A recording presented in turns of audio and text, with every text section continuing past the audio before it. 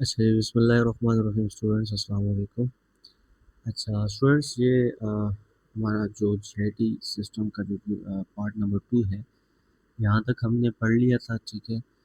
Journal anatomy and physiology of GI system हमने पढ़ा था। अब जो मेजर हमारा जो फंक्शनल पार्ट रहता है, which is absorption of small intestine और जीआईटी की जो हमारी एब्जॉर्प्शन है, वो रहती है। और उसके अलावा कुछ हमारे पास पैथोलॉजिकल कंडीशंस हैं, वो रहती हैं, वो हम इस लेक्चर में कवर करते हैं। So first of all, absorption of in the small intestine के अंदर क्या एब्जॉर्प्शन होती है। पहले हमने इस चीज़ को पढ़ा है कि हमारे पास जो स्मॉल इंटेस्टाइन है, इसके अंदर मोस्टली हमारे पास जो न्यूट्रिएंट्स हैं उनकी एब्जॉर्प्शन होती है, क्योंकि डाइजेशन पहले हो जाती है स्टोमक के अंदर, और फर्दर डाइजेशन स्मॉल इंटेस्टाइन के अंदर होती है। और फिर स्मॉल इंटेस्टाइन्स के अंदर से जो न्यूट्रिशंस होती हैं उनकी एब्जॉर्प्शन होती है। और फिर इसी तरह जो लेफ़्ट ओवर कंटेंट होता है वो लार्ज इंटेस्टाइन के अंदर चला जाता है, और फिर वहाँ से इसकी फर्दर जो वाटर की एब्जॉर्प्शन है वो होती है, और फिर वाटर की री-एब्जॉर्प्शन वहाँ पे होती है। और इसके अलावा जो विटामिन के है, बी कॉम्प्लेक्स है, उनकी जो एब्जॉर्प्शन होती है वो वहाँ से होती है। सो फर्स्ट ऑफ ऑल हम absorption in the small intestine के अंदर क्या एब्जॉर्प्शन होती है। Much absorption is through to occur directly through the wall without the need of special adaptation। इसमें कोई स्पेशल अडाप्टेशन की ज़रूरत नहीं है, बस वॉल ऑफ इंटेस्टाइन के अंदर जो विलाई स्ट्रक्चर्स प्रेजेंट होते हैं वहाँ से इसकी एब्जॉर्प्शन हो जाती है। Almost 90% of our daily fluid intake is absorb in the, तो हमारा जितना भी ये फ्लूइड इनटेक होता है, हम वाटर पीते हैं, शरबत पीते हैं, दूध पीते हैं, कुछ भी पीते हैं, हम फ्लूइड इनटेक होता है। हमारा जो सॉलिड इनटेक होता है वो एट द एंड हमारे पास काइम में जब कन्वर्ट होता है तो वो फ्लूइड ही बन जाता है। सो वो जो फ्लूइड है हमारा 90% का जो फ्लूइड है वो स्मॉल इंटेस्टाइन के अंदर से ही एब्जॉर्ब हो जाता है। इसके अलावा हमारे पास जो विलाई है, विलाई को हमने पिछले वीडियो में हमने देखा था कि विलाई का स्ट्रक्चर कैसा होता है। तो विलाई का बेसिकली स्ट्रक्चर हमने जो है वो पीछे पढ़ लिया था, मैं अगेन आपको रिपीट कर देता हूँ। बल्कि हाँ, ये है, ये विलाई का स्ट्रक्चर है, ठीक है। दिस इज़ वन विलाई, ठीक है। ये हमारे पास एक विलाई है, इसके अंदर ये आप ब्लड सप्लाई देख रहे हैं, ठीक है। और इसके साथ आप जो है वो यहाँ पे नर्वस सप्लाई देख सकते हैं, और इसके साथ हमारे पास लिम्फेटिक सप्लाई भी यहाँ पे होती है। सो इस विलाय के ऊपर आप माइक्रो विलाय देख रहे हैं, ठीक है। दिस इज, ये जो आप छोटे छोटे देख रहे हैं ये हमारे पास माइक्रो विलाय है। अब पहले एब्जॉर्प्शन माइक्रो विलाय में होती है, और फिर उस माइक्रो विलाय से टोटली एब्जॉर्प्शन एक विलाय में होती है। और इस तरह के ये जो मिलियंस ऑफ और सैकड़ों हमारे पास जो विलाय होते हैं वो इस इंटेस्टाइन के अंदर प्रेजेंट होते हैं। So this is the structure of villi, और ये हमारे पास एक फिंगर लाइक प्रोजेक्शंस वगैरह होती है, ठीक है। नेक्स्ट स्टूडेंट्स, अगेन ये विलाय का स्ट्रक्चर आपको बताया गया है कोलन के अंदर, सॉरी इंटेस्टाइन के अंदर, स्मॉल इंटेस्टाइन के अंदर। लार्ज इंटेस्टाइन कोलन की बात करते हैं स्टूडेंट्स, यहाँ से जो हमारे पास रीअब्जॉर्प्शन ऑफ वाटर होती है 90% से मेजॉरिटी हमारे पास जो रीअब्जॉर्प्शन ऑफ वाटर होती है वो यही से होती है। इसके अलावा हमारे पास नॉट एनफ वाटर एब्जॉर्ब, जो हमारे पास वाटर एब्जॉर्ब। अच्छा स्टूडेंट्स, यहाँ पे मैं आपको एक और बात बताता हूँ कि जो स्मॉल इंटेस्टाइन है वहाँ से हमारे पास मेजर एब्जॉर्प्शन जो होती है वो न्यूट्रिएंट्स की होती है, और इसके साथ साथ हमारे पास फ्लूइड की भी एब्जॉर्प्शन वहाँ से होती है। और मेजॉरिटी ऑफ जो वाटर एब्जॉर्प्शन होती है वो भी स्मॉल इंटेस्टाइन से होती है। सो ओवरऑल बात करें तो जितनी भी एब्जॉर्प्शन होती है उसका जो 90% क्राइटेरिया है वो स्मॉल इंटेस्टाइन पर डिपेंड करती है। लेकिन लार्ज इंटेस्टाइन की बात करें तो लार्ज इंटेस्टाइन में जो फर्दर एब्जॉर्प्शन रह जाती है, ठीक है, जो बच जाती है वो लार्ज इंटेस्टाइन से होगी, और उसमें हमारे पास वाटर आ जाता है, ठीक है। इसके अलावा हमारे पास जो कुछ विटामिन हैं, ठीक है, जिस तरह विटामिन के है, बी कम्प्लेक्स हैं, वो हमारे पास वहाँ से होते हैं। तो लार्ज इंटेस्टाइन के अंदर जो वाटर की एब्जॉर्प्शन होती है तो उसकी री-एब्जॉर्प्शन भी होती है। मिसाल के तौर पे मैं आपको एग्जांपल देता हूँ। जिस तरह ये एक इंटेस्टाइन है, ठीक है, लार्ज इंटेस्टाइन। यहाँ पे जो वेस्ट मटेरियल हमारा जो फीसेस वगैरह हैं वो यहाँ पे ट्रैवल कर रहे हैं। अब जो स्मॉल इंटेस्टाइन है वहाँ से तो वाटर की एब्जॉर्प्शन होगी, ठीक है। जो फर्दर रह गई है वो यहाँ से हो जाएगी, ठीक है। अब ये फीसेस अगर इतने हार्ड हो गए हैं और यहाँ से ये कंस्टिपेशन का खतरा है, ये आगे मूव नहीं कर रहे, पेरिस्टाल्टिक मूवमेंट प्रॉपर नहीं हो रही, तो यहाँ से वाटर को रीअब्सॉर्ब किया जाएगा, वाटर को रीअब्सॉर्ब किया जाएगा ताकि ये जो फीसेस हैं इनको सॉफ्ट किया जाए और इजीली, ये दो पैथोलॉजिकल कंडीशंस है जो कि हमारे पास जीआईटी से रिलेट करती हैं, ये मोस्ट कॉमन है, ये आपको पता है। डायरिया हमारे पास क्या होता है, जब हमारे पास यही जो वाटर की एब्जॉर्प्शन है, ठीक है, ये वाटर जो है वो नॉट एनफ वाटर एब्जॉर्ब, अगर मिसाल के तौर पे ये जो लेट्स सपोज ये हमारे पास कोलॉन है और इससे वाटर एब्जॉर्ब नहीं होता, ये जो स्टूल है, ठीक है, कायम है अंदर, कायम आगे रन कर रहा है और इसके अंदर जो वाटर है ये जितना एब्जॉर्ब होना चाहिए सिस्टेमिक सर्कुलेशन के अंदर वो एब्जॉर्ब नहीं हो रहा, तो वो डायरिया काज करेगा, ठीक है। इसी तरह जो लूज स्टूल होगा वो आगे पास होगा। अगर यही जो वाटर है ये बहुत ज्यादा वाटर एब्जॉर्ब होने लग जाए, ठीक है, टू मच वाटर एब्जॉर्ब होने लग जाए, तो उस सिचुएशन को हम कॉन्स्टिपेशन कहते हैं, क्योंकि अंदर स्टूल हार्ड हो गया और वो आगे पेरिस्टाल्टिक मूवमेंट उसमें नहीं होती है। एक कंसेप्ट जो ये जो पैथोलॉजीज हैं डायरिया कॉन्स्टिपेशन, एक कंसेप्ट तो इसका ये होता है कि इसके अंदर जो वाटर की एब्जॉर्प्शन या तो बहुत ज़्यादा हो जाएगी तो कॉन्स्टिपेशन हो जाएगा और बहुत कम होगी तो वो डायरिया बन जाएगा। दूसरा कंसेप्ट जो इन पैथोलॉजीज का होता है वो पेरिस्टाल्टिक मूवमेंट का होता है, ठीक है। कभी कभी हमारी बॉडी की डाइजेस्टिव ट्रैक की बहुत ज़्यादा तेज़ पेरिस्टाल्टिक मूवमेंट बन जाती है। जब बहुत तेज़ पेरिस्टाल्टिक मूवमेंट बनेगी तो जो कॉलॉन है उसको इतना इनफ टाइम नहीं मिलेगा कि वो वाटर को एब्जॉर्प्शन करे, तो अगेन डायरिया हो जाएगा। और समटाइम ऐसा होता है कि जो हमारी पेरिस्टाल्टिक मूवमेंट होती है कॉलॉन की या स्मॉल इंटेस्टाइन की वो बहुत स्लो हो जाती है, ठीक है। लाइक हम जो है वो प्रेगनेंसी की बात करते हैं, this is the normal physiology of pregnant women, जिसके अंदर हमारे पास जो पेरिस्टाल्टिक मूवमेंट होती है वो कम हो जाती है।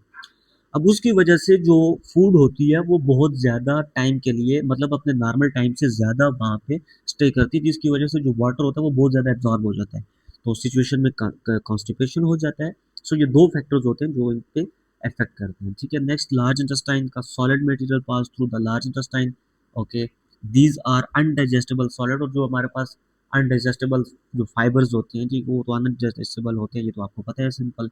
वाटर इज एब्जॉर्ब, यहाँ से वाटर एब्जॉर्ब हो जाएंगे, vitamin K and B are reabsorb with the water.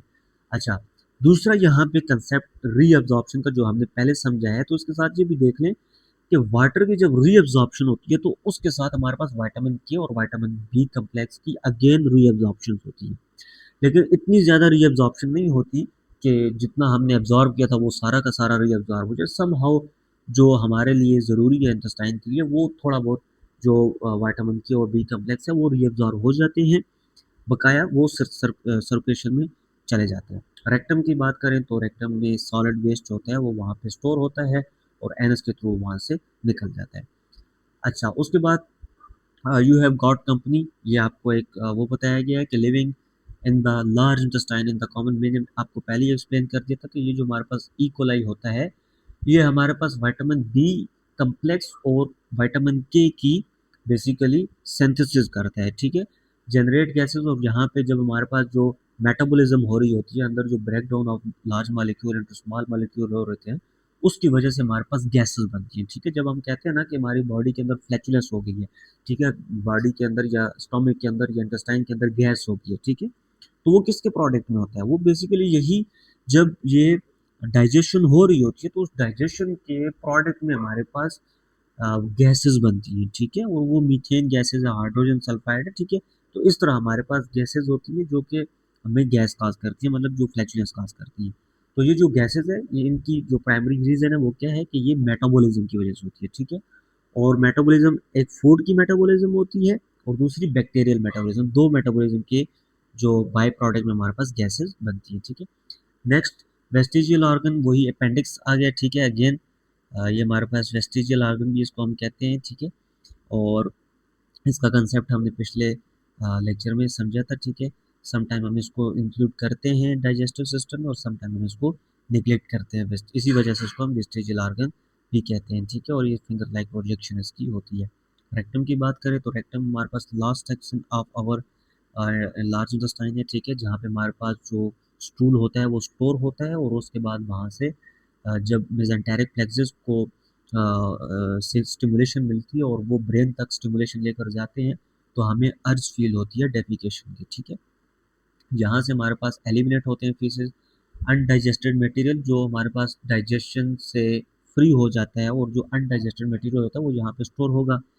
Extra cellular waste हमारे पास यहाँ पे ये मौजूद होगा, मिनी सेल्यूलोज आर प्लांट। तो हमारे पास जो चूंकि सेलुलोज होता है वो हमारे पास चूंकि बॉडी के अंदर उसकी डाइजेशन नहीं होती, ठीक है।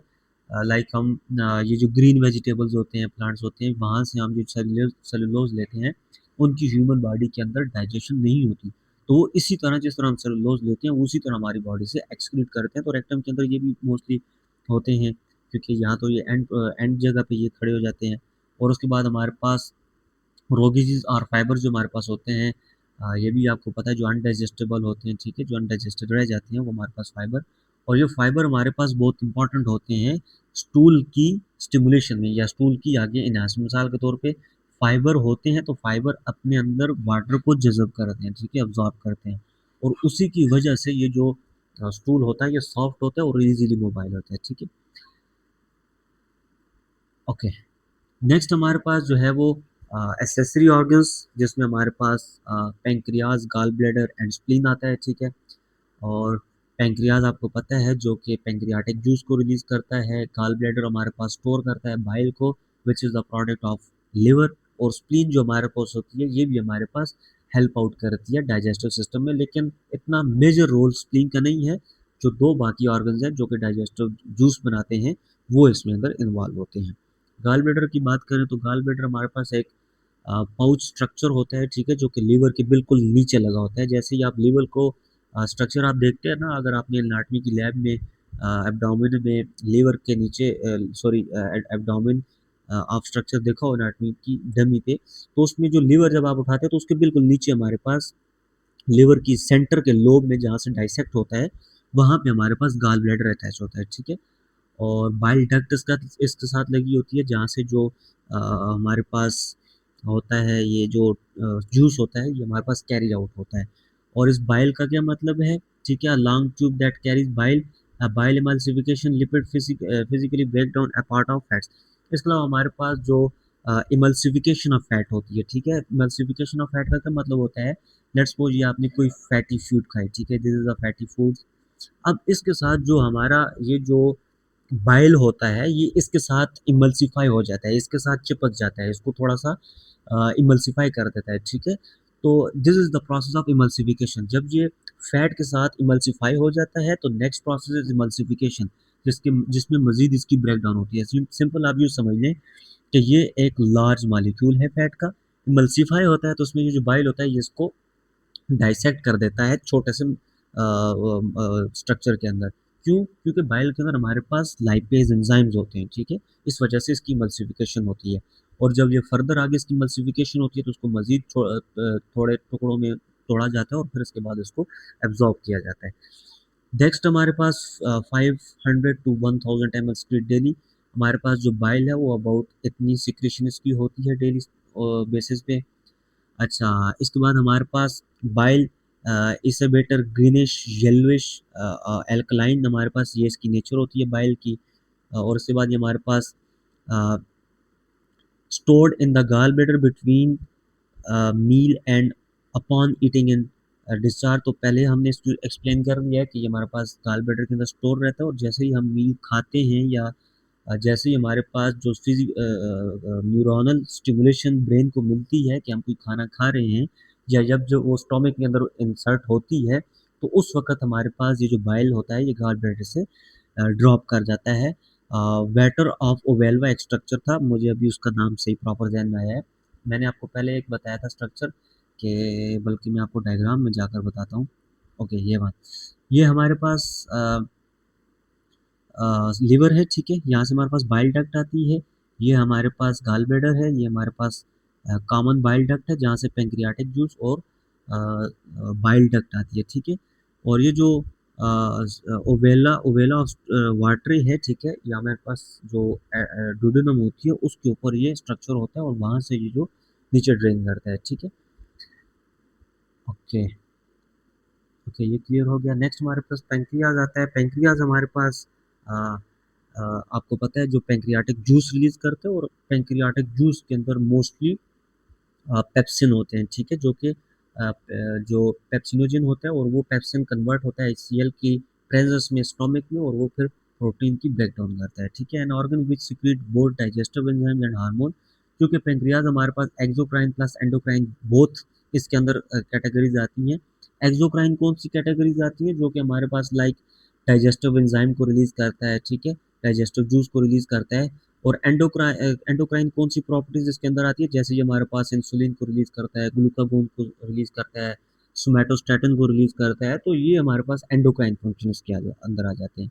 और जो डाइजेस्टिव एंजाइम रिलीज करता है which is exocrine of the pancreas. Exocrine और एंडोक्राइन तो आप समझते हैं ना। एंडोक्राइन का मतलब होता है कि जो वो हार्मोन जो डायरेक्ट ब्लड स्ट्रीम के अंदर रिलीज होते हैं, ठीक है।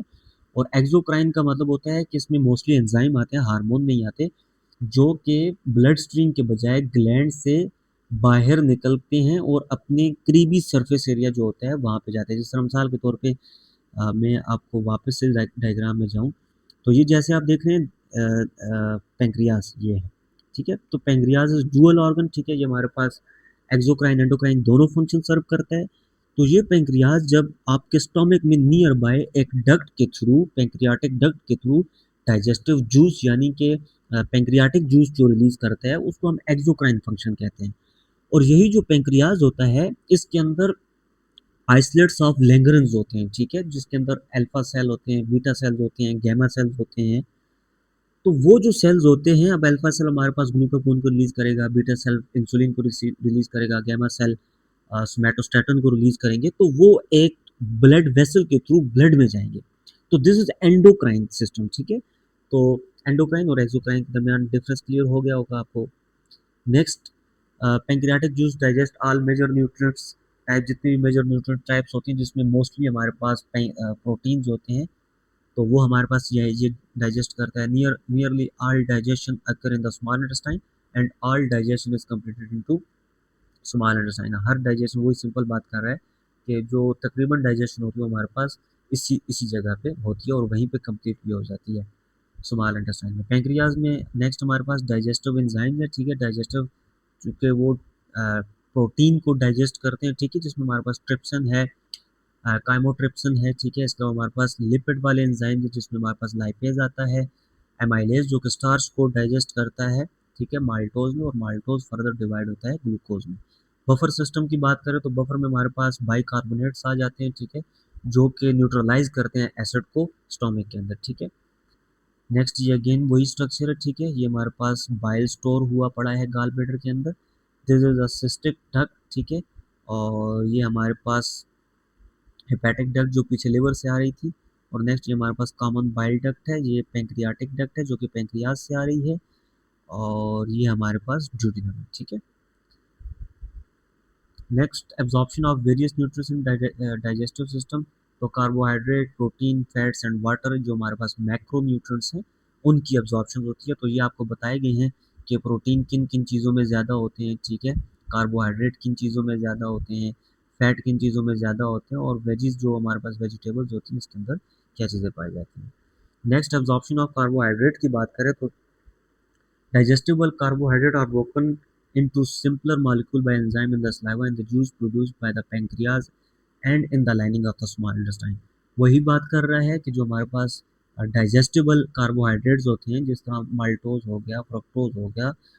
अब इस तरह हमारे पास जो सेलुलोज है वो डाइजेस्टिबल कंडीशन नहीं है, ठीक है, सेलुलोज हमारी बॉडी के अंदर डाइजेस्ट नहीं होता।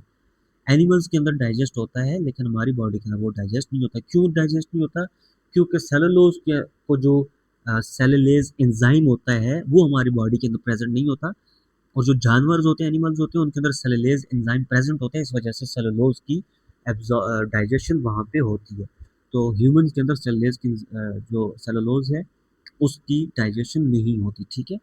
और नेक्स्ट आगे क्या कह रहा है कि जो डाइजेस्टेबल कार्बोहाइड्रेट्स हैं उनको सिंपलर फॉर्म में तोड़ा जाता है, जिस तरह हमारे पास ग्लूकोज है। और वो कौन इनको तोड़ता है? वो हमारे पास एंजाइम्स हैं जो कि स्लाइवा के अंदर भी प्रेजेंट होते हैं और जो कि पेंक्रियाज के अंदर भी प्रेजेंट होते हैं और जो लाइनिंग होती है हमारे स्मॉल इंटेस्टाइन के अंदर, ठीक है।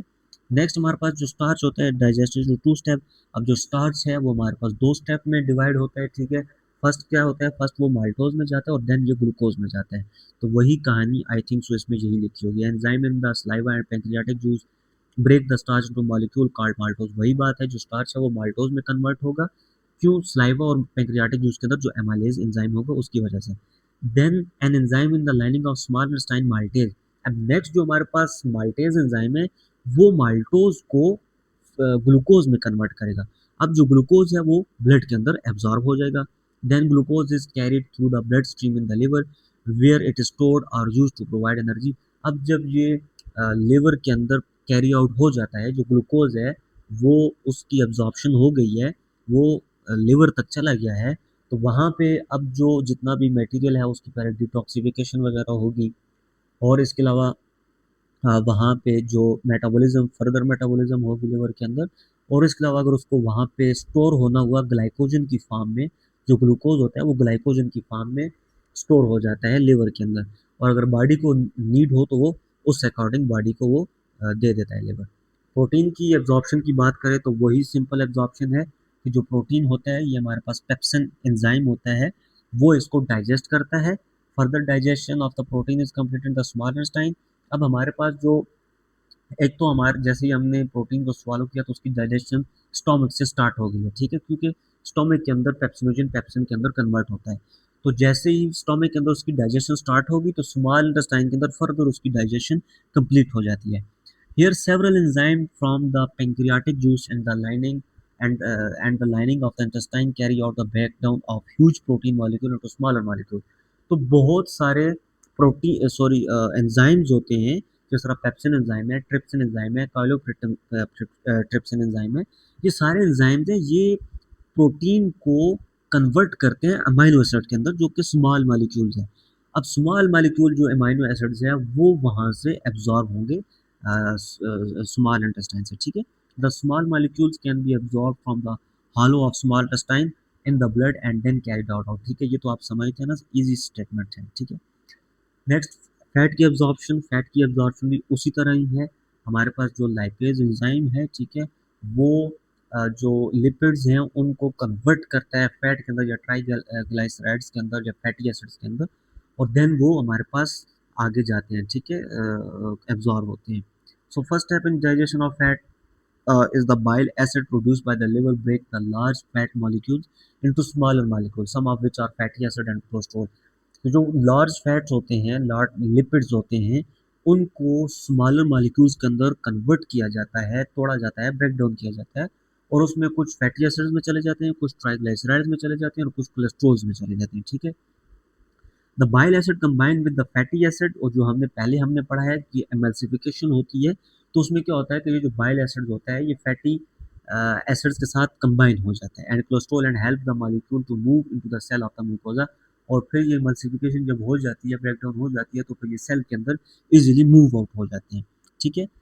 In this cell the small molecule are form back into large molecule, most of which pass into vessels called lymphatics near the intestine। हमने पहले lymphatic system में ये पढ़ा था कि जो हमारे पास पैचेस होते हैं उसके इंटेस्टाइन के ऊपर लगे होते हैं, वाइट पैचेस, वहाँ पे जो लाइक मैं आपको अगर एग्जांपल ये कोई डायग्राम बनी हो तो वहाँ पे मैं आपको बताऊं।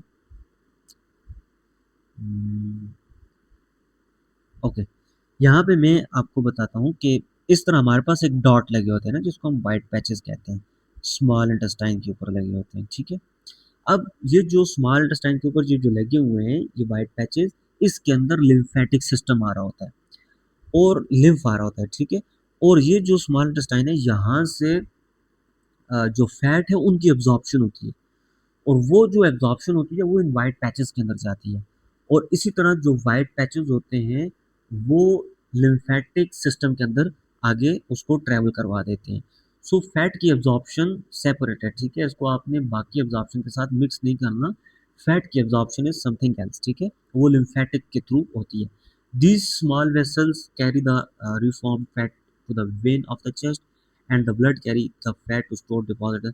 और फिर हमारे पास जो चेस्ट की वेन है, ठीक है, वहाँ पे जाती हैं, और फिर जो जहाँ पे इनकी स्टोरेज होती है वहाँ पे डिपॉजिट हो जाते हैं। मोस्टली हमारे पास हाइपोडर्मस के अंदर, या जो जिसको हम डर्मस के नीचे जो हमारे पास सबक्यूटेनियस लेयर होती है वहाँ पे हमारे पास डिपॉजिट होते हैं। नेक्स्ट, वाटर एंड साल्ट की एब्जॉर्प्शन की बात करें तो most of material absorb from the cavity of the small intestine, ठीक है, सिंपल बात वही बार बार रिवाइज कर रहा है। The salt and water come from the food and liquid we swallow, फिर से अगेन वही बात कर रहा है कि साल्ट और वाटर तो जाहिर सी बात है वहीं से आते हैं, जब हम लिक्विड या फूड लेते हैं तो उससे वाटर और साल्ट आते हैं। And the juices secret to the two main, और फिर जो हमारे पास डाइजेस्टिव ग्लैंड्स होते हैं वो हमारे पास डिफरेंट किस्म के जूसेस को स्क्रीट करते हैं। In the healthy adult more than a gallon of water containing over, अच्छा, हमारे पास 1 गैलन से ज़्यादा, ठीक है, 1 गैलन से ज़्यादा वाटर 24 आवर्स के अंदर इंटेस्टाइन से एब्जॉर्ब हो जाते हैं, ठीक है। और इसके साथ 1 ounce ऑफ साल्ट, ठीक है, ओंस तो आप जानते हैं ना, जो हमारे पास यूनिट होती है, ओंस है, स्पून है, टी स्पून है, तो उस तरह अगर 1 ounce साल्ट की बात की जाए और 1 गैलन वाटर की बात की जाए तो वो हमारी 24 आवर्स के अंदर इंटेस्टाइन से एब्जॉर्ब होता है। देन हमारे पास फीकल एलिमिनेशन है, ठीक है। फीकल एलिमिनेशन क्या होता है, जब हमारे पास ये डाइजेशन मुकम्मल हो गई है और लास्ट में हमारे पास अब इसने डेफिकेट होना है, बाहर निकलना है, तो उसको हम कहते हैं डेफिकेशन कहते हैं। उसको हम इजेक्शन भी कहते हैं और इसके साथ हमारे पास इसको एलिमिनेशन भी कहते हैं, ठीक है। Defecation is the explosion of faeces from the anus to and rectum और बाउल मूवमेंट, तो जब हमारे पास जब बाउल मूवमेंट हो रही है या रेक्टम में है तो वहां से एनस के थ्रू जब ये बाहर निकलता है उसको डेफिकेशन कहते हैं, waste material. when peristaltic waves move the feces into the sigmoid gland and rectum, the nerve sensory nerve in the rectum are stimulated, जैसे कि मैंने पहले आपको बताया है कि हमारे पास जो, लेट्स सपोज ये बात ये कर रहा है ना कि ये हमारे पास सेगमॉइड क्लॉन है, ठीक है, सेगमॉइड क्लॉन के आगे हमारे पास रेक्टम है, ठीक है, रेक्टम के अंदर हमारे पास मेजेंटेरिक प्लेक्सस मौजूद होते हैं, ठीक है, जो हमारे पास नर्व्स होती हैं वहाँ पे। तो ये जैसे जैसे यहाँ पे जो फीसेस होते हैं वो स्टोर हो रहे होते हैं, जैसे जैसे ये ज़्यादा होते हैं तो फिर जब ये कंप्लीट हो जाते हैं रेक्टम के अंदर तो फिर ये मेजेंटेरिक प्लेक्सस को फोर्स या स्टिमुलेट करते हैं। तो यहाँ से जब मेजेंटेरिक प्लेक्सस स्टिमुलेट हुए तो वो ब्रेन को मैसेज भेजते हैं कि अब इस पेशेंट इस बंदे को डेफिकेशन की अर्ज है, ठीक है, रेक्टम जब भर जाता है तो फिर जब अर्ज होती है तो फिर उसके बाद बंदा जाकर डेफिकेट कर लेता है। इसके अलावा when the internal anal sphincter relax, feces move into the anal canal, तो जब हमारे पास जो, जैसे कि मैंने आपको पहले बताया था कि हमारे पास 2 किस्म के स्फिंक्टर्स होते हैं, एक इंटरनल स्फिंक्टर होता है और एक एक्सटर्नल एनल स्फिंक्टर होता है। एक्सटर्नल जो होता है वो तो वॉलेंट्री कंट्रोल में होता है, लेकिन जो इंटरनल एनल स्फिंक्टर होता है वो हमारे पास इनवॉलेंट्री कंट्रोल होता है, उसमें हमारा कंट्रोल नहीं होता, ठीक है। तो जैसे ही मेजेंटेरिक प्लेक्सस से मैसेज ब्रेन तक जाते हैं तो फिर ये जो स्फिंक्टर होता है ये ओपन हो जाता है और फिर यहाँ से फीसेस निकल जाते हैं। After the individual is seated on a toilet और bedpan, the external anal sphincter is relaxed voluntarily, ठीक है, ये हमारे पास एक्सटर्नल एनल स्फिंक्टर तो वॉलेंट्रली होता है, ये हम इसको ओपन कर सकते हैं। Expulsion of the faeces is assisted by contraction of the abdominal muscle and the diaphragm, जब एब्डोमिनल मसल्स होते हैं वो कंट्रैक्शन करते हैं, जो डायाफ्राम होता है वो नीचे की तरफ कंट्रैक्ट करता है, तो उसकी वजह से हमारे पास जो एब्डोमिनल जो हमारे पास इंटेस्टाइन होती हैं वहाँ पे प्रेशर जनरेट होता है, तो उस प्रेशर की वजह से हमारे पास अंदर पेरिस्टाल्टिक मूवमेंट भी चल रही होती है, बाहर से भी एब्डोमिनल मसल और डायाफ्राम से भी प्रेशर एक्सर्ट होता है, तो उस वजह से हमारा जो ये डेफिकेशन का प्रोसेस है वो हो जाता है रेक्टम से, ठीक है। नेक्स्ट हमारे पास क्या है जी, normal defecation is facilitated by thigh flexion, ठीक है, जब हम पॉट पे बैठते हैं, जो हम ट्राईपॉड शेप पे बैठते हैं पेशेंट डेफिकेशन के लिए, तो उसमें हमारे पास थाई की फ्लेक्शन होती है, ठीक है, विच जो हमारे पास क्या करती है कि जो एब्डोमेन के ऊपर प्रेशर इंक्रीज करती है। इसके अलावा हम सिटिंग पोजीशन में अगर बैठते हैं तो which increase the downward pressure on the rectum, तो जब सिटिंग हम पोजीशन में बैठे होते हैं तो वो रेक्टम पे प्रेशर इंक्रीज करती है, जिसकी वजह से जो डेफिकेशन होती है वो फैसिलिटेट होती है सिंपली, ठीक है। थाई इन्वॉल्व होती है और हमारी सिटिंग पोजीशन इसमें इन्वॉल्व होती है, जो कि प्रेशर जनरेट करती है और उससे जो रेक्टम पे प्रेशर पड़ता है और वहाँ से हम डेफिकेट कर लेते हैं। इसके अलावा हम फीसेस की बात करें तो फीसेस की जो कंपोजिशन है उसमें हमारे पास 75% वाटर होता है और 25% सॉलिड मटेरियल्स होते हैं, ठीक है। अब ये जो परसेंटेज है, ठीक है, लेट्स सपोज ये 75% है, तो जब ये अपनी परसेंटेज से इंक्रीज हो जाएगा वाटर इस फीसेस में तो वो डायरिया काज कर देगा। अगर ये अपनी परसेंटेज से कम हो जाता है तो वो कॉन्स्टिपेशन काज कर देगा, ठीक है। और जितना स्वेयर हो इंक्रीज या डिक्रीज होगा उतना स्वेयर पैथोलॉजी काज करेगा, ठीक है। Faeces are normally brown, normally ये ब्राउन होती हैं। क्यों ब्राउन होते हैं? क्योंकि इनके अंदर एक तो हमारे पास जो बिलीरुबिन होता है वो प्रेजेंस होते हैं, ठीक है। और इसके अलावा हमारे पास जो बैक्टीरियाज होते हैं वो हमारे पास प्रेजेंट होते हैं, जिसकी वजह से इसका ब्राउन कलर होता है।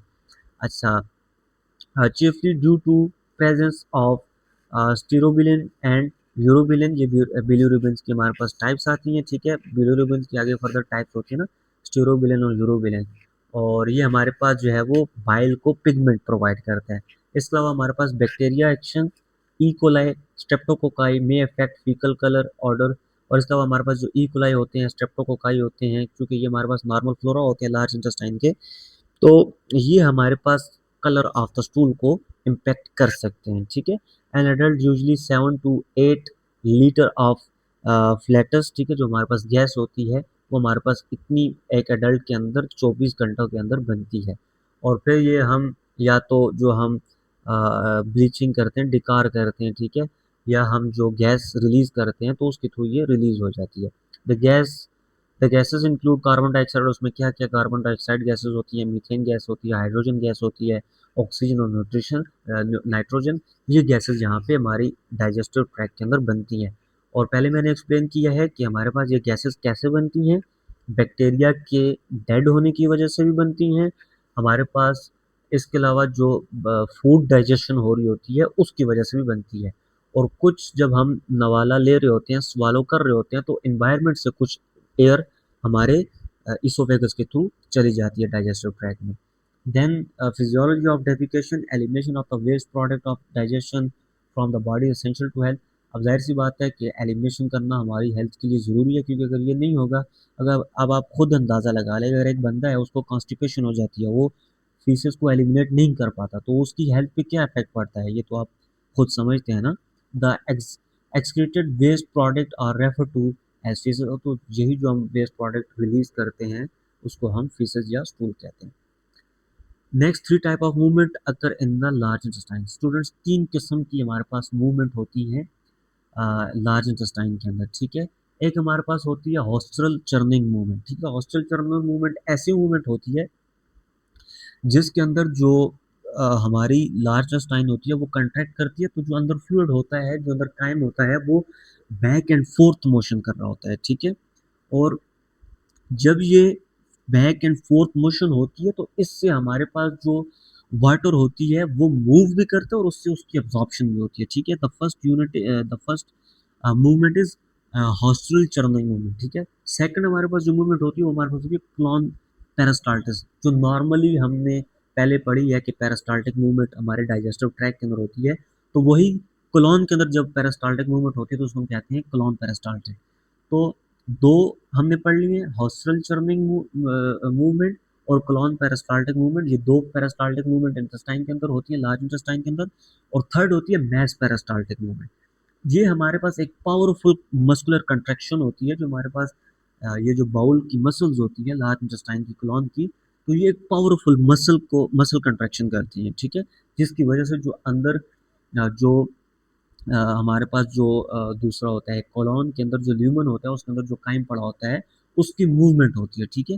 तो ये जो 3 पेरास्टाल्टिक मूवमेंट है, हॉस्टल चर्निंग मूवमेंट है, मैस पेरास्टाल्टिक मूवमेंट है, पेरास्टाल्टिक कोलॉन पेरास्टाल्टिक मूवमेंट है, तो ये तीनों जो मूवमेंट्स हैं ये एक साथ हो रही होती हैं।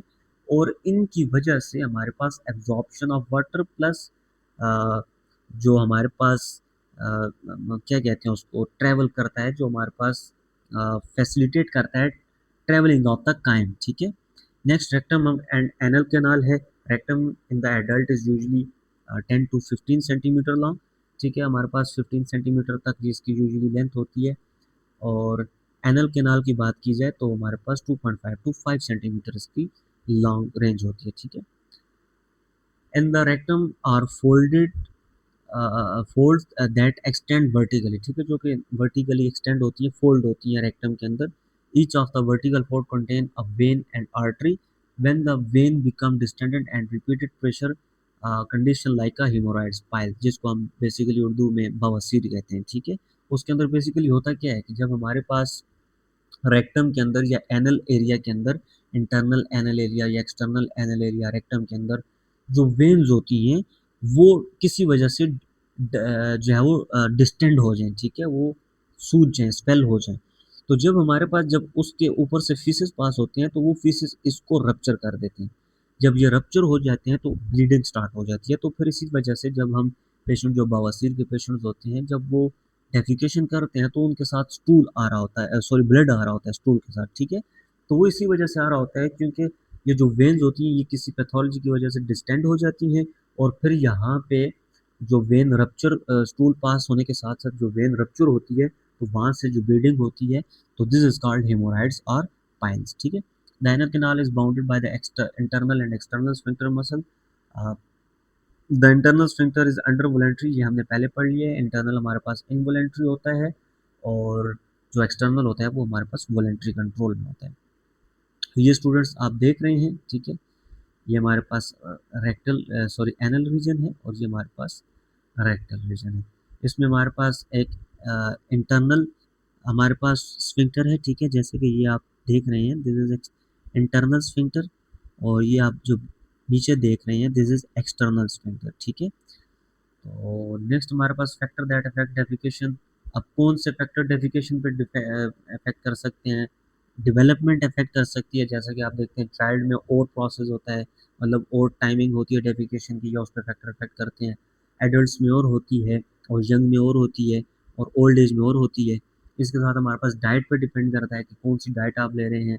जिस तरह मिसाल के तौर पर अगर आप हैवी फैटी डाइट लेते हैं तो वो अफेक्ट करेगा डेफिकेशन पे। फ्लूइड पे डिपेंड करता है, अगर आप बहुत कम पानी पी रहे हैं तो ऑब्वियसली ये अफेक्ट करेगा।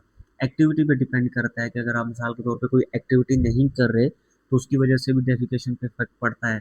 फिजियोलॉजिकल फैक्टर्स पे कुछ सॉरी साइकोलॉजिकल फैक्टर्स पे कुछ हमारे पास साइकोलॉजिकल फैक्टर्स भी इसमें इफेक्ट होते हैं, क्योंकि हमारे पास जो डाइजेस्टिव ट्रैक है इसका हमारी साइकी के साथ बहुत अहम रिश्ता है, ठीक है।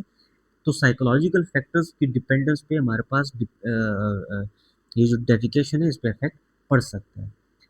जिस तरह अगर मैं आपको एग्जांपल दूं तो आपने मोस्टली ये चीज़ देखी होगी कि जब एग्ज़ाम होता है तो एग्ज़ाम में हमारे पास बहुत ज़्यादा टेंशन होती है पेशेंट को, तो अक्सर स्टूडेंट्स का एग्ज़ाम में पेट ख़राब हो जाता है, डायरिया हो जाता है। क्यों? क्योंकि हमारे पास जब बहुत ज़्यादा टेंशन पेशेंट लेता है तो उसकी वजह से हमारे पास जो है वो पेरिस्टाल्टिक मूवमेंट भी इंक्रीज हो जाती है और जो हमारे पास जो रिलीज होते हैं हमारे पास एसिडिटी रिलीज होती है, हाइड्रोजन आयन रिलीज होते हैं स्टोमक के अंदर। जो हाइड्रोजन और हमारे पास एटीपेज पंप है, हाइड्रोजन एटीपेज पंप है, वो उसकी एक्टिवेशन से हमारे पास, खैर ये डेप्थ फिजियोलॉजी है, इस ये आपका चैप्टर इसके साथ आपका लेना देना नहीं है, बस जस्ट ऐसे ही कंसर्न के लिए बता रहा हूँ कि हमारे पास एक तो एसिडिटी भी इंक्रीज हो जाती है, दूसरा डायरिया भी हो जाता है। वो इस वजह से क्योंकि psyche is better related with digestive system, क्योंकि उसमें पेरिस्टाल्टिक मूवमेंट इंक्रीज हो जाती है, इस वजह से डायरिया हो जाता है। नेक्स्ट फीकल एलिमिनेशन प्रॉब्लम की बात करें तो एक तो कॉन्स्टिपेशन होती है। कॉन्स्टिपेशन तो आपको पता है, I think so, no no more need for explanation. आपको पता है दो फैक्टर्स इसमें हैं, या तो हमारे पास पेरिस्टाल्टिक मूवमेंट डिक्रीज हो जाती है या वाटर की जो एब्जॉर्प्शन है वो बहुत ज़्यादा हो जाती है, जिसकी वजह से हमारे पास कॉन्स्टिपेशन हो जाती है, स्टूल हार्ड हो जाता है, ड्राई हो जाता है। Sample defining characteristic for constipation, decrease frequency of defecation. एक तो हमारे पास क्या सैंपल्स आप पाएंगे, क्या मैनिफेस्टेशंस आपको शो होंगी, पेशेंट की जो डेफिकेशन फ्रीक्वेंसी है वो कम हो जाएगी। मिसाल के तौर पे वो दिन में 2 बार डेफिकेट कर रहा है तो अब वो 2 दिन में 1 बार डेफिकेट कर रहा है, तो this indicate constipation. Dry hard और फॉर्म्ड स्टूल होगा, this is also indication for constipation. इसके अलावा पेनफुल डेफिकेशन होगी। इसके अलावा हमारे पास स्ट्रेनिंग एट स्टूल होगा, रिपोर्ट ऑफ रेक्टल फुलनेस और इनकम्प्लीट बाउल एवोकेशन, ठीक है, हमारे पास पेशेंट कॉल करेगा कि हमारे पास बिल्कुल रेक्टल एरिया फुल हुआ हुआ है, और या फिर जब वो डेफिकेट करेगा तो वो ये कहेगा कि मेरा कंप्लीट डेफिकेशन नहीं हुई, ठीक है। एब्डोमिनल पेन हो सकता है, पेशेंट को क्रैम्प हो सकते हैं, ठीक है, जिसको हम उर्दू में मड़ोड़ कहते हैं। डिस्टेंशन, एब्डोमिनल डिस्टेंशन हो सकती है, हेडेज पेशेंट को हो सकता है, और इसके अलावा हमारे पास एपेटाइट डिक्रीज हो सकती है। जाहिर सी बात है अगर अंदर पेरिस्टाल्टिक मूवमेंट चल नहीं रही तो एपेटाइट तो डिक्रीज होगी। देन हमारे पास डायरिया आता है, हमने इसको भी पहले पढ़ लिया है कि या तो हमारे पास पेरिस्टाल्टिक मूवमेंट बहुत ज़्यादा तेज़ हो जाए, या हमारे पास जो वाटर है वो इतना एब्जॉर्ब ना हो जितना हमारे पास नॉर्मल कंसंट्रेशन है एब्जॉर्प्शन की, तो उसकी वजह से हमारे पास डायरिया हो जाता है। और इसके अलावा हमारे पास क्या है कि the person with diarrhoea find it difficult और impossible to control the urge to defecate for very long. तो जिस बंदे को डायरिया होता है तो वो ज़ाहिर सी बात है वो लॉन्ग टाइम के लिए जो है वो डेफिकेट को कंट्रोल नहीं कर सकता, उसको वॉशरूम अटेंड करना ही होता है। मेजर काजेज ऑफ डायरिया की बात करें तो साइकोलॉजिकल स्ट्रेस, जैसे कि एंजाइटी को मैंने आपको पहले एक्सप्लेन किया कि एंजाइटी का डायरिया के साथ बहुत गहरा रिश्ता है। जैसे बहुत ज़्यादा पेशेंट एंजाइटी का शिकार होते हैं तो उसमें डायरिया कॉमन देखने को मिलता है। कुछ सर्टेन मेडिकेशन हो सकती हैं जो कि डायरिया काज कर सकती हैं, कुछ एंटीबायोटिक्स हैं जो कि डायरिया काज कर सकते हैं। अगर आप आयरन ले रहे हैं तो आयरन भी हमारे पास डायरिया, आयरन दोनों काज कर सकता है, डायरिया भी काज कर सकता है और वो कॉन्स्टिपेशन के लिए भी रिस्क बन सकता है। ठीक है, एलर्जी ऑफ फूड, किसी फूड से एलर्जी है आपको, तो किसी ड्रग से एलर्जी है, किसी फ्लूइड से एलर्जी है, तो वो हमारे पास जो है वो इंक्रीज कर देते हैं पेरिस्टाल्टिक मूवमेंट और जिसकी वजह से हमें डायरिया हो जाता है। इंटॉलरेंस ऑफ फूड और फ्लूइड, अगर कोई ऐसी फूड आपने खा ली है, कोई ऐसा फ्लूइड आपने ले लिया है कि जो आप टॉलरेट नहीं कर पा रहे, तो उसकी वजह से भी डायरिया हो सकता है।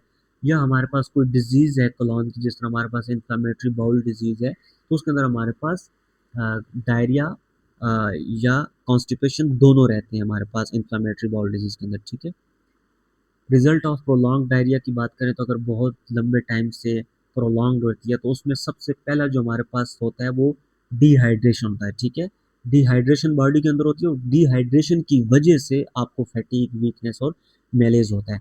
अच्छा, फैटीग क्या होती है? सबसे पहले हमारे पास वीकनेस होती है। ठीक है, आप जब वीकनेस फील करते हो, जब वो वीकनेस थोड़ी इंक्रीज हो जाती है तो वो हमारे पास फैटीग बन जाती है। ठीक है, और जब फैटीग इंक्रीज होती है, बहुत ज़्यादा वीकनेस आ जाती है, तो उसको हम मैलेज कह देते हैं। और उसके बाद हमारे पास ट्रूपर होता है, फिर सेमी कोमा होता है, फिर कोमा होता है। ठीक है, वो आपको बताया गया नहीं है, लेकिन ये हमारे पास स्टेजेस हैं। ठीक है, वीकनेस की, कॉन्शियस लेवल की, एक वीकनेस होती है, फिर फैटीग होती है, फिर मैलेज होती है, फिर स्टूपर होती है और फिर सेमी कामा और फिर कामा होती है। नेक्स्ट बाउल इनकॉन्शियस की बात करते हैं कि बाउल इनकॉन्शियस में हमारे पास क्या होता है कि पेशेंट का कंट्रोल नहीं रहता बाउल पे। ठीक है, also called faecal unconscious, refer to loss of voluntary ability to control faecal and gaseous discharge through the anal sphincter. तो बंदे का कंट्रोल नहीं रहता। ठीक है, मोस्टली अगर आपने चाइल्ड देखे हो तो उनके अंदर ये जो फीकल इनकॉन्शियस होती है वो कॉमन होती है, क्योंकि उनका वो डेवलप नहीं होता था, तो बच्चों के अंदर ये नॉर्मल होती है। लेकिन अगर बड़ों के अंदर भी बाउल इनकॉन्शियस हो तो दिस इज एबनॉर्मल कैटेगरी। ठीक है, there are two types of bowel unconscious, एक तो हमारे पास पार्शियल इनकॉन्शियस होती है और एक हमारे पास मेजर इनकॉन्शियस होती है।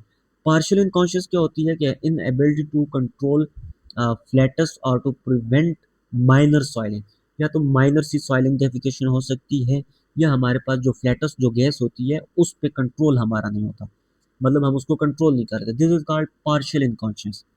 मेजर इनकॉन्शियस का मतलब है कि हम फीसेस को नॉर्मल कंसिस्टेंसी, जैसे हम टॉयलेट में डेफिकेशन के लिए बैठते हैं तो उसी कंट्रोल से, कंसिस्टेंसी से, उसी कंसिस्टेंसी से फीसेस का हम पे ऊपर कंट्रोल नहीं रहता और वो इस तरह निकल जाता है। This is called major unconscious.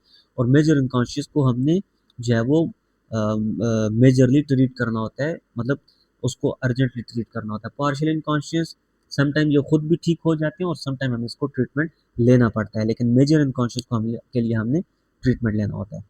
Flatulence की बात करें तो ये हमारे पास गैस की, ठीक है, फ्लैचुलेंस को हमने ऑलरेडी एक्सप्लेन कर लिया कि वो किसकी वजह से बनते हैं, और ये होता है क्या है कि जब हमारे पास बॉडी के अंदर एक्सेसिव गैस हो जाती है तो उसको हम फ्लैचुलेंस कह देते हैं। ठीक है, और इसके अलावा हमारे पास क्या है, इंटेस्टाइनल डिस्टेंशन। ठीक है, इंटेस्टाइनल डिस्टेंशन हमारे पास क्या होता है कि इंटेस्टाइन डिस्टेंड हो जाती है। ठीक है, हमारे पास एब्डोमिनल जब असेसमेंट आप करते हैं तो डिफरेंट किस्म की टर्म्स आप यूज़ करते हैं ना, इसको एब्डोमिनल डिस्टेंशन है, इसको रिजिडिटी है, इसको हमारे पास जो है वो तीसरी कौन सी होती है टर्म्स, एब्डोमिनल डिस्टेंशन होती है, रिजिडिटी होती है, और थर्ड सॉरी मैं भूल गया।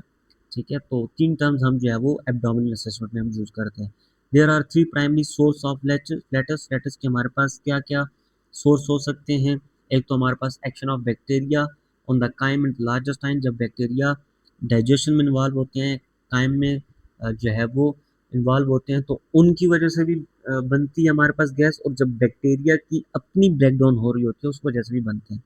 नेक्स्ट हमारे पास कोई हम एयर को स्वालो कर लेते हैं, जब हम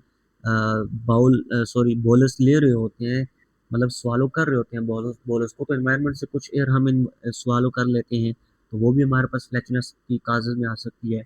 gas that diffuses between the blood stream and intestine, तो इंटेस्टाइन और ब्लड स्ट्रीम के दरमियान जो गैस डिफ्यूज होती है, यानी कि जब हमारे पास जो ब्लड है उसके अंदर जो ऑक्सीजनेटेड ब्लड है, जब वो हमारे इंटेस्टाइन को ब्लड सॉरी ऑक्सीजन देने आती हैं, तो उस दौरान जब हमारे पास एक्सचेंज हो रही होती है ब्लड स्ट्रीम के दौरान और इंटेस्टाइनल के दौरान जब चेंज हो रही होती है, तो वहाँ से भी गैशियस हमारी वेसल से इंटेस्टाइन के अंदर आ सकती है, वो भी एक काज बन सकता है फ्लैचनेस का।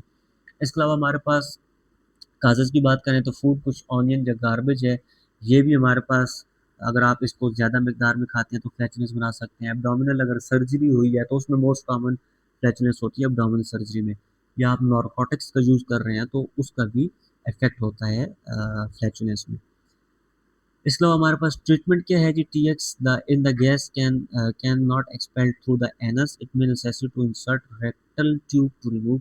अगर बहुत ज़्यादा गैस हो जाए तो फिर हम उसको ट्रीटमेंट क्या करते हैं कि हम उसका जो एक रेक्टल ट्यूब होती है वो इंसर्ट करते हैं अंदर तक, ठीक है, मतलब एनल एरिया से हम रेक्टल ट्यूब इंसर्ट करते हैं, और वो जो है वो लार्ज इंटेस्टाइन या स्मॉल इंटेस्टाइन तक तो खैर नहीं जाती, लार्ज इंटेस्टाइन तक रहती है, और वहाँ से जो फ्लैचुलेंस होती है वो उस ट्यूब के थ्रू बाहर आती है। But tube is not the first primary treatment. हम पहले जो है वो यूज़ करते हैं मेडिसिन का यूज़ करते हैं, और ट्यूब समटाइम क्योंकि ये इसलिए भी रिलायबल ट्यूब नहीं है क्योंकि ये जब हम इंसर्ट करते हैं तो उसकी वजह से ये ट्यूब ब्लॉक हो जाती है, most most most of the time ये ट्यूब ब्लॉक हो जाती है फीसस से। सो इस वजह से this is not the accurate treatment, but हम ये ट्रीटमेंट यूज़ करते हैं, ठीक है, फ्लैचुलेंस गैस को एक्सक्रीट करने के लिए। ओके स्टूडेंट्स, यहाँ पे आपका जो लास्ट एनाटॉमी फिजियोलॉजी का चैप्टर है वो भी क्लियर हो जाता है। इसके साथ हमारा जो एनाटॉमी फिजियोलॉजी का कोर्स है वो कवर हो गया है। और students, best of luck for your exam. और नेक्स्ट वीडियो लेक्चर में मैं इंशाल्लाह कोशिश करूँगा जो आपके पास पेपर हैं KMU के, उनको मैं 1 बाय 1 MCQs एक्सप्लेन करूँ, ताकि आपका थोड़ा सा माइंड क्लियर हो MCQs के अकॉर्डिंग। और इंशाल्लाह best of luck for your exam. तो मुझे उम्मीद है आप अच्छा करेंगे, अच्छी अचीवमेंट लेंगे, अच्छा GPA लेंगे। So again best of luck for your exam.